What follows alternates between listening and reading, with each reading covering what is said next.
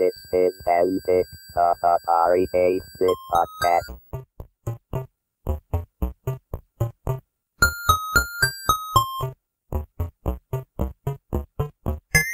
I wanted to move to California. I wanted to do this full time. But when I realized how much copying was out there, it became a bad idea. This is an interview episode of Antic, the Atari 8-bit podcast. I'm Kevin Savitz. Alan Newman published several programs for the Atari 8-bit computers. Domination, a Hamurabi-style management game, was published by Atari Program Exchange. It first appeared in the fall 1981 catalog, where it won first prize in the entertainment category. Next, he created Tutti Frutti, an arcade-style game that was published by Adventure International, and Hotel Alien, a graphical adventure game published by Artworx. He also wrote Spy vs. Spy, not the Mad Magazine game published by First Star Software, a word game that was to be published by PDI but didn't get wide release. Alan has sent me that program to archive, so it's now available online for the first time. This interview took place February 2nd, 2016. Start me with how you got interested in computers and how you found the Atari, and tell me the prehistory. Well, when Atari came out with the first one, the 400, I knew that there was a TRS computer, there was a couple of others around, but they didn't seem very exciting. But Atari, being known for games, that seemed exciting. I went for the 800. I probably should have, because I couldn't really afford it at the time. But I got the 800, and I started working on a few everyday things, nothing, very, very tiny programs. And then I said, wait a second, I design games. Why don't I design a game for the Atari computer? And who knows, maybe I'll be able to sell it. So It was the first real program I wrote. Remembering back, I obviously used Hamurabi as an inspiration. And the game started to take on a life of its own. I was doing more and more, programming more and more. And I guess it took me about 2 months to finish, and immediately submitted it to Atari because they had been talking about an Atari Program Exchange, and they were going to aid developers. They were even going to give some prizes. And lo and behold, the game was accepted almost immediately into the program. I was delighted, of course, and when the game came out, it did well up to a point. The problem in those days is it was so easy to pirate software that people were just feeding copies of programs to one another, and the developers were getting nothing for it. I do vividly remember one day, one of the Atari guys called me up. I forget exactly who it was. And he said, Alan, we apologize. I have to tell you this. We're only selling maybe 10% of what we should be selling. The other 90% is pirated. It's copied and handed out. I nevertheless, continued going in that direction. I did some games for some other companies. I did Spy vs. Spy. I did Hotel Alien. But, it was the kind of situation. I wanted to move to California. I wanted to do this full time. But when I realized how much copying was out there, it became a bad idea. I actually figured out something unique for Hotel Alien, which was distributed on, I think that was just for Atari. I don't think that one was for C64. I did have some stuff translated for C64. I figured out a way to have genuine copy protection on a Hotel Alien, and it was the simplest thing in the world. When I told her the Art Wall, she began to laugh and said, "This will work." In order to solve the program, because it was an adventure, you needed the serial number that was on the disc, an actual serial number. It was stamped onto each disc as if they were all unique. They weren't. Every copy of Hotel Alien had 07734 stamped on the disc, and if you turned it upside down, it read the word Hello, yeah. So if you didn't have that, you really couldn't solve the game. I think what stands out about that period is that people are still playing these games. I got a call from someone on Hotel Alien probably about 4 or 5 months ago, and the fellow wanted hints. I said, I'll tell you what, I'm not going to type out anything. I'm not going to give you anything. But when you're stuck, call me, and I'll let you know if you're on the right track. And I said, there's one thing I'm not going to be able to help you with because you need a copy of the original disc.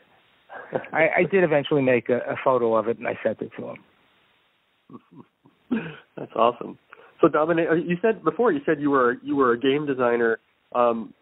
Yeah, I started probably 74, 75. I started creating board games, card games, abstracts, mostly abstracts. But my first sale was Wacky Wizard to Western Publishing Company. Game did okay, and I had some moderate success after that. Actually, Super 3 that came out, I believe it was 1978, sold over 500,000 copies. If Germany had the Spiel des Jahres award, which was Game of the Year, 1 year earlier, I really think Super 3 would have won it because it just had massive sales in Germany and wherever else it was published.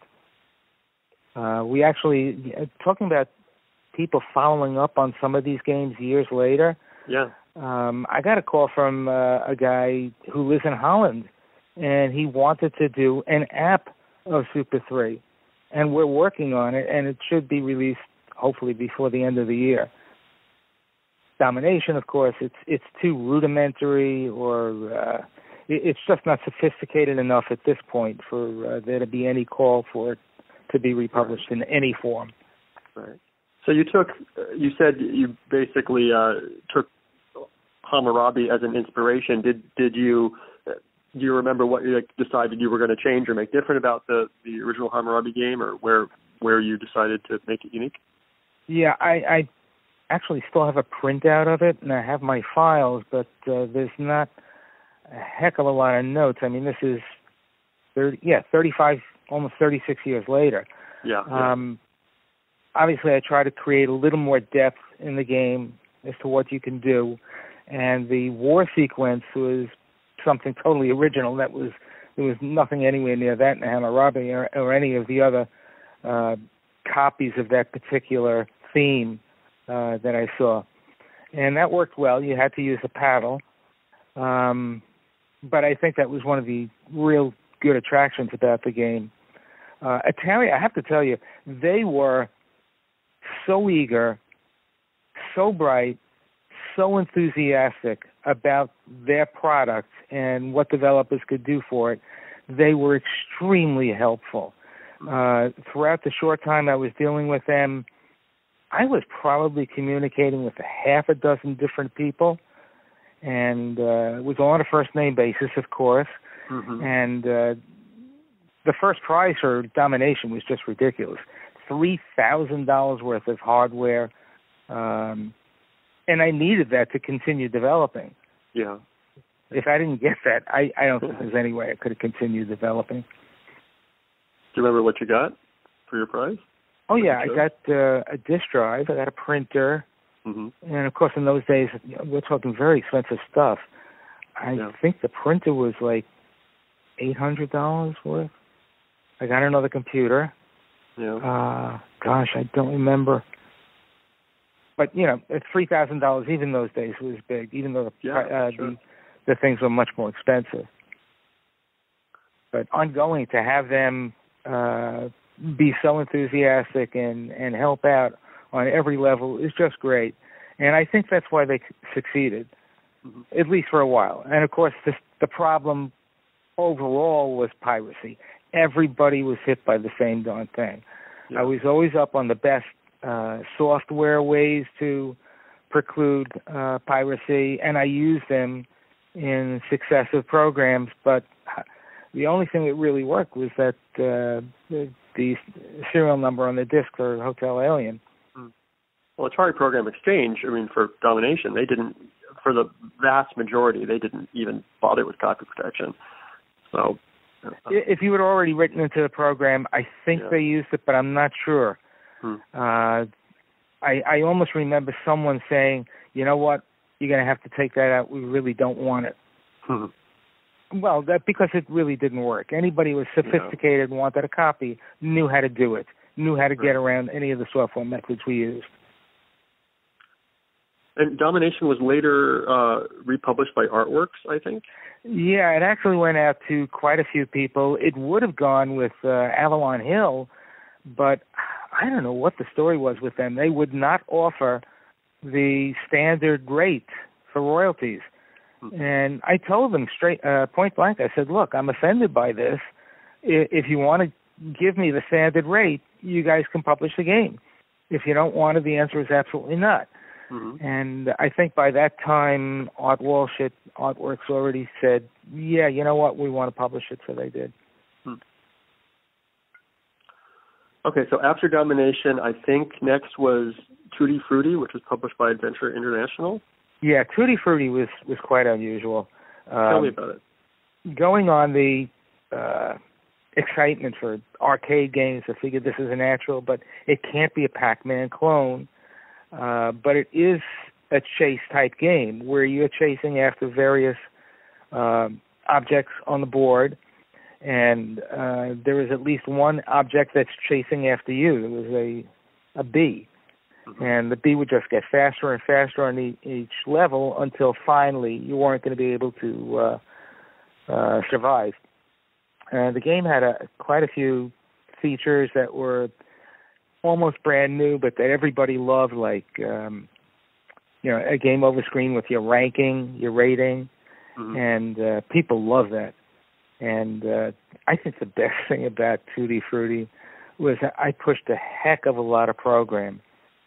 I only had 4 bytes of free memory remaining at the end. Wow. That's ridiculous. Only 4 bytes, but it worked. Nice. And looking at sorry, go ahead. Yeah, of course it was a lot of fun to program that. That took considerably longer than Domination.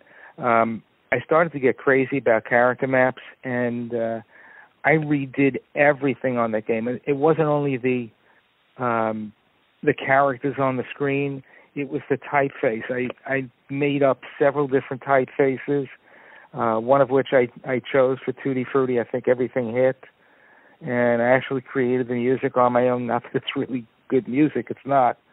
But that was so much fun, just knowing that you could do something with the character maps to such an extent. You could actually make a video arcade game. And there was a lot more machine language in that game. There was basically very, very little or nothing in Domination. That was like at least 99% basic. But at least in Tutti Frutti, I got towards assembler code. It still required a basic cartridge, but was sped up with assembler routine and stuff. Yeah. Right. And of course, I would have continued publishing if it wasn't for piracy. Yeah. Sorry. No, I mean, I personally apologize. Sorry. Well, I don't know if you were one of those people who copied it, but it's water under the bridge for so long. From what my kids tell me, it happens now with the games that they play, like Fallout 4. Are there actually pirated copies of Fallout 4? I don't know. But I assume the struggle is still on, and there's still the fight. They tell me it's done, and you can download it off some kind of torrent thing. If I sound like a dinosaur, I am. I mean, this is 35 years ago, and of course, I kept on designing board games. I've had a few in the last 10 years, one of which won an award. And it's in its 4th reiteration now. It was published 1975 by Jolly Roger. Jolly Roger was a board game. Mm-hmm. Then a few years ago in France, but all over Europe, by a company called Matago, and the name of the game was Sun Tzu. And then Kevin Bowman did an Apple app for Dynasties. And then recently, about a year ago, Matago republished Sun Tzu because the first run sold out. And the second run has done phenomenally well. So, but again, that's board games. That's not. Yeah. Well, I understand there's been just kind of a board game resurgence in the last few years. It's become less of a niche thing. If I had had my druthers, I would have rather continued programming for whatever computers were out there, for whatever video game machines were out there. Mm-hmm. Of course, they come on stream at a later date. That would have been much more fulfilling to me. I actually enjoyed programming. I must be crazy because I enjoyed trying to look for bugs and fix them. In fact, I've done some beta testing for various companies and tried to find the bugs and even suggest exactly where in the code they would find it, and succeeded a few times at that too. Nice. Okay, so Tutti Frutti, and I noticed you're jumping around in publishers. You started with APX, and you went to Adventure International for Tutti Frutti, and then Hotel Alien was published by Artworx. Well, Domination, I had gone to about 6 different companies, if I remember correctly. And, of course, Artworx finally took it. But that showed me I could take all the other possibilities I was coming up with and just blanket the scene. There was nothing that prevented you from sending something out to 4 or 5 different publishers. Yeah. Sometimes there is today with board games. I don't know what the situation is for computer games.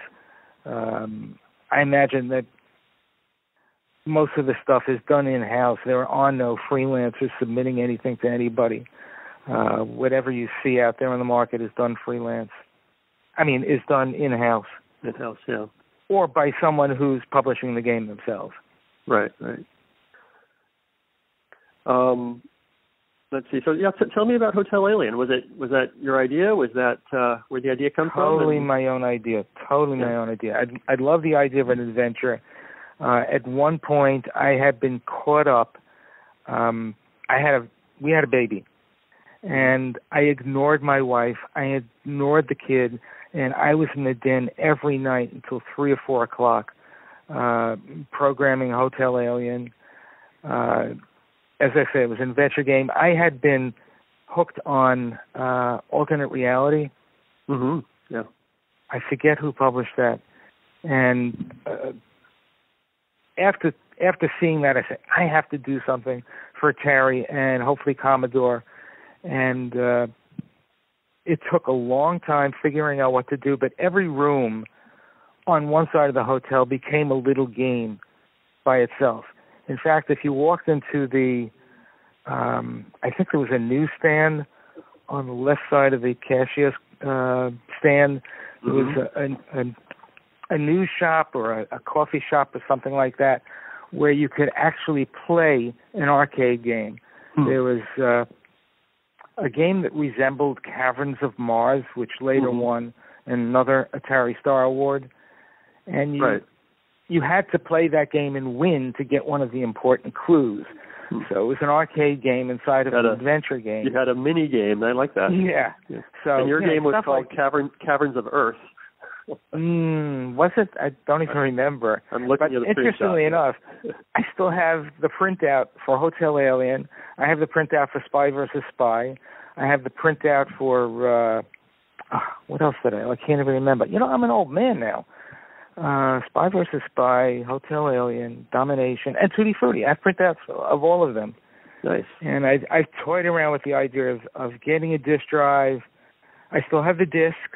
Of getting a disk drive, getting a cassette drive, and looking at the programs again, but there's just so much more to do. Well, I have I have an Atari disk drive and the ability to move stuff to modern media. If you have anything you need archived or gotten off those disks before they rot away into dust. Domination and Hotel Alien, I know, are out there because I've seen the files. I haven't. Yeah. I think I did download Tutti Frutti, but it requires a joystick, so there was no way I could emulate it on my computer keyboard. Right. If I was programming, I'm sure I could, but there was no point for me to sit around with those, with just having a computer and not the actual Atari. Right. Well, there's some emulators that do a decent job. Right. But at this point, at this stage of the game, it's much better for me just to continue on with board games.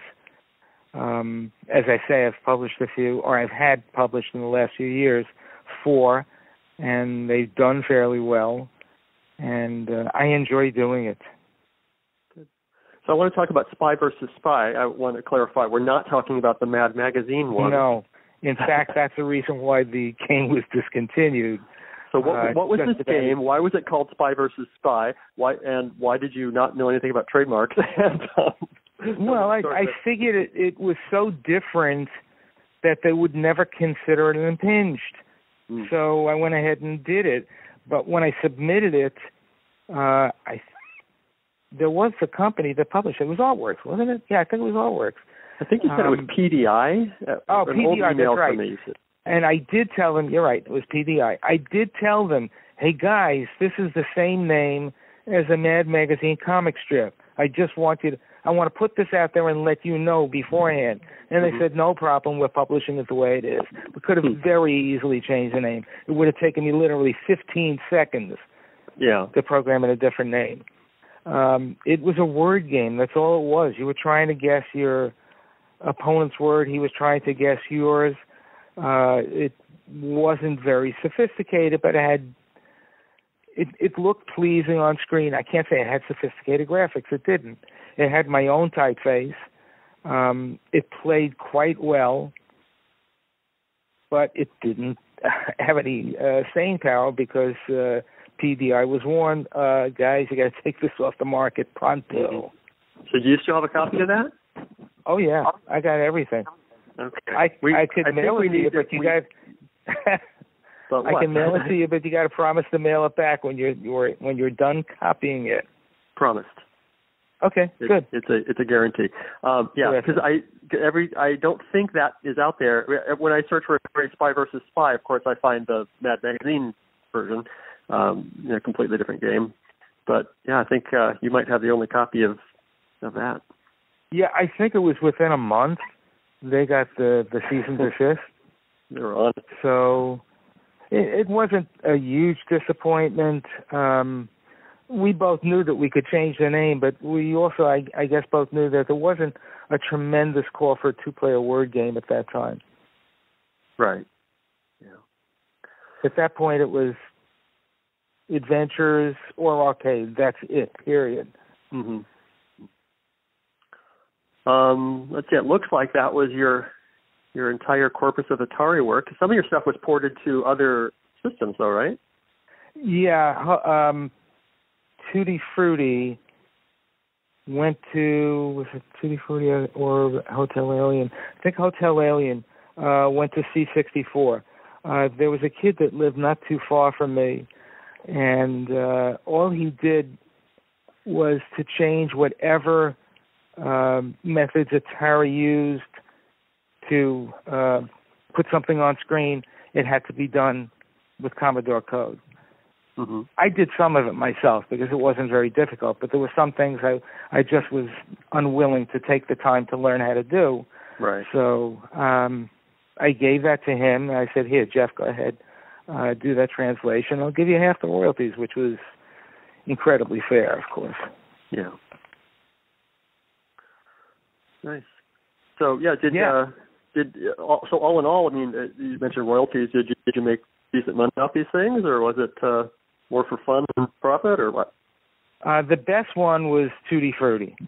It was a fairly big seller. I got some serious money out of it, which enabled me to continue not only programming but working on board games.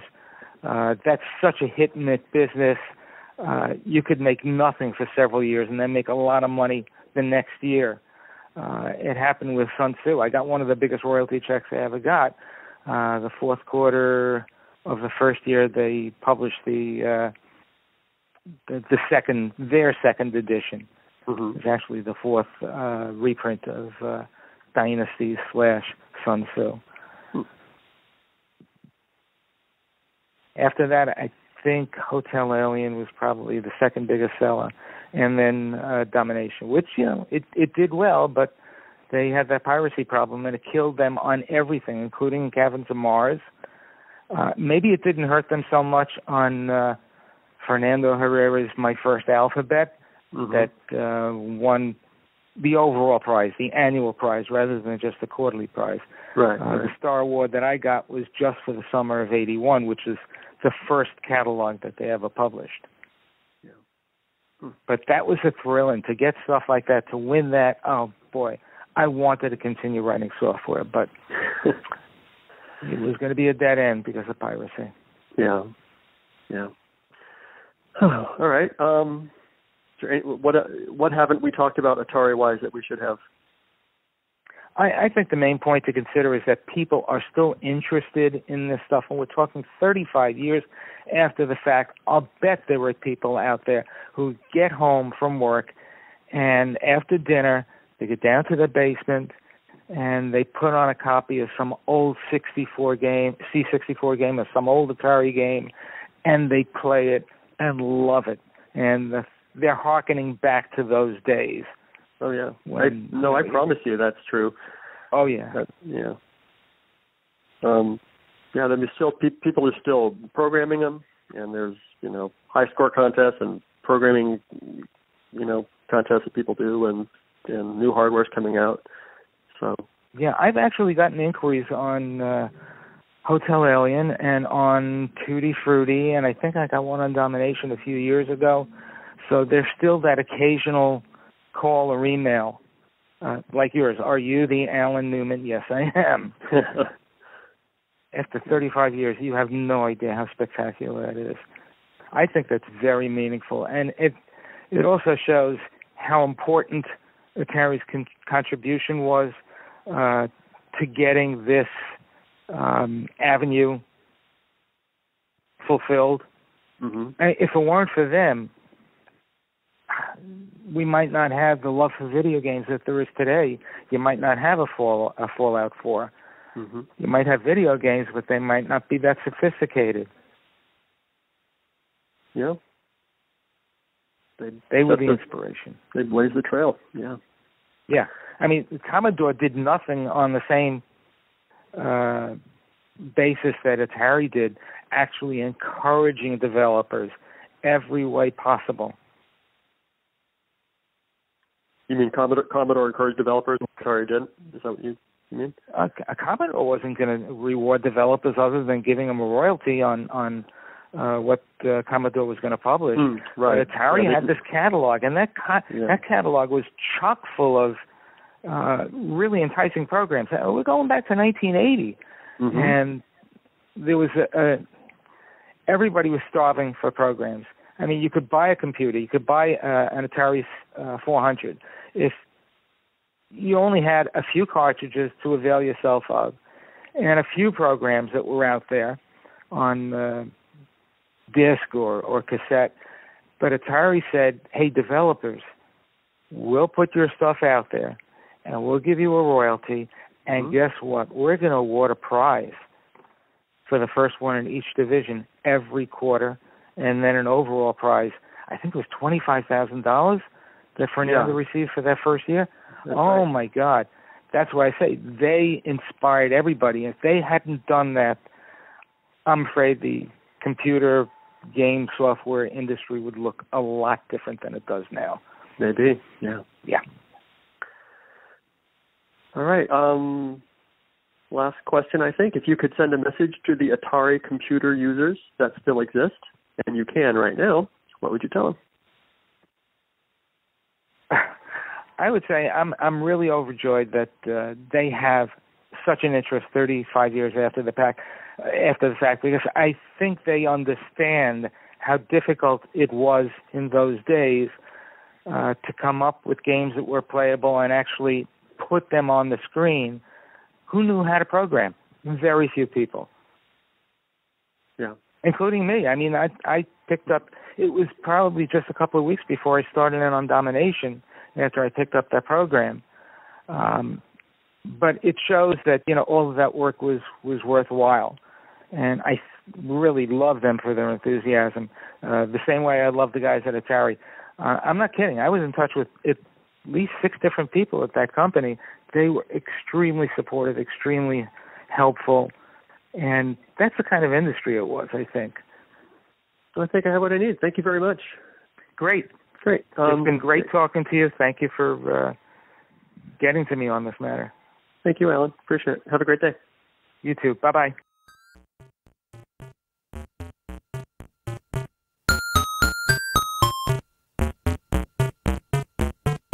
If you enjoy these interviews and would like to contribute something, I encourage you instead to donate to one of our favorite organizations, the Internet Archive, at archive.org. The Internet Archive is a nonprofit digital library with the stated mission of universal access to all knowledge.